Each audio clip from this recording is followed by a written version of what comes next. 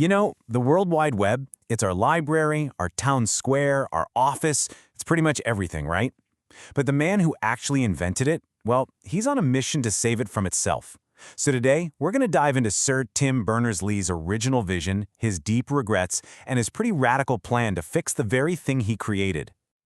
I was devastated. I mean, just let that sink in for a second. Those are some heavy words, especially coming from the guy who gave the web to the world as a gift. So why would he say that?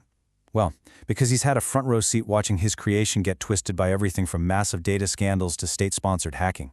He felt the internet he'd built for everyone was broken. So who exactly is this man? Sir Tim Berners-Lee is a British computer scientist, but honestly, that's a huge understatement. He's the architect of the web as we know it. He invented HTML, the whole URL system, HTTP. He literally wrote the rulebook for our online world. And the backstory here is really important. Back in 1989, he was working at CERN, which was the biggest internet node in all of Europe. But he saw all these brilliant scientists, and they were all struggling just to share information with each other. So his idea, which he actually called an act of desperation, was to link hypertext with the internet to solve that very real problem. And you gotta understand, this initial idea wasn't about building some billion-dollar tech company. Not at all. The original dream was so much bigger. It was about creating a tool to bring people together, to make knowledge totally free and accessible, a universal space for collaboration and, understanding.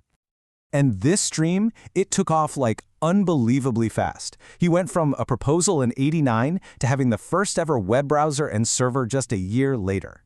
And then in August of 1991, he posted a public message on the internet, basically inviting anyone and everyone to join in.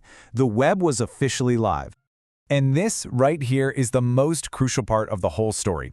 Berners-Lee made his invention a gift. Think about that. No patents, no royalties. He founded the World Wide Web Consortium, the W3C, on the principle that its standards had to be open and royalty-free so that anyone, anywhere could build on them. This is the single biggest reason the web just exploded in the first place.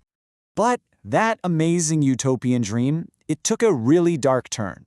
The same open platform that was meant for collaboration also opened the door for scammers, it gave a megaphone to people spreading hate, and it became a powerful tool for division.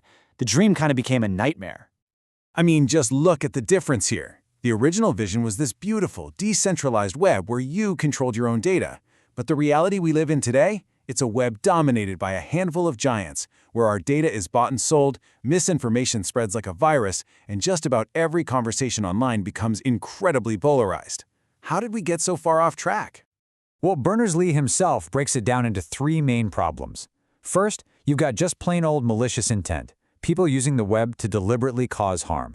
Second, there are these system designs with what he calls perverse incentives, like ad models that actually make more money by spreading outrage and lies. And third, there are all these unintended toxic consequences that have poisoned how we talk to each other online. But here's the thing. He's not just sitting around pointing out all the problems. He's actively trying to build the solution. This is really the redemption part of the story, a real, concrete, two-pronged plan to take back his invention from the forces that have messed it up. So, after watching this all unfold for decades, the inventor is finally fighting back. Which leads to the big question, right? What exactly is his plan? I mean, how do you even start to fix something as huge and complicated as the entire web? Well, his plan is basically a battle on two fronts. First, you've got to fix the underlying technology to give power back to us, the users. And second, you have to fix the rules of the road, the social and political agreements that decide how we all behave online. All right, let's start with the tech fix. It's a project called Solid. The whole goal here is to fundamentally re-architect the way the web works. So instead of big companies hoarding all your data in their giant silos, Solid's goal is to separate your data from the apps themselves, giving you true ownership and privacy.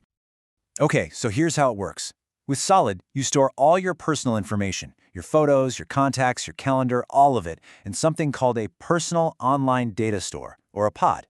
Now you can keep this pod wherever you want, on your own server at home, or with a provider you actually trust. Then, you grant apps permission to access only the bits of data they need. You are in control, not the corporation. And if you decide you don't like an app anymore, you can just revoke its access, instantly. Okay, now for part 2 of the plan, fixing the rules. This is called the contract for the web, and you should think of it like a global action plan, a set of principles designed to make the online world safe and empowering for every single one of us. This isn't about code, it's about a commitment. And the contract rests on 3 pillars, because look, fixing the web is a team sport. First, governments have a job to do, protecting our rights online and making sure everyone can get connected. Second, companies have to step up. They need to respect our privacy and build tech that actually helps people, not hurts them. And finally, there's us, the citizens. We have a huge role to play in all of this. And that brings us right to our role. Because this isn't something we can just leave to one person to fix, not even the guy who invented the web. Its future really truly depends on every single one of us. This is our digital world, and we all have a stake in it. So what's our part of the deal?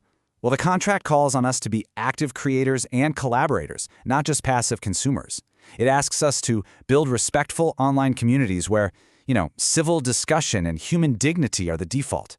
And maybe most importantly, it calls on us to fight for the web, to hold companies and governments accountable and demand they do better. And let's be really clear about the stakes here. Sir Tim Berners-Lee has called this, in his own words, one of the most important causes of our time. The web has totally reshaped our world, and the fight to make sure it's a force for good, well, that's one of the biggest challenges for our generation. Back at the 2012 Olympics, Berners-Lee tweeted, "This is for everyone." That basic principle is being tested right now, every single day. The web is for everyone. So the final question really isn't if we should protect it, but how are we, all of us, together going to get it done?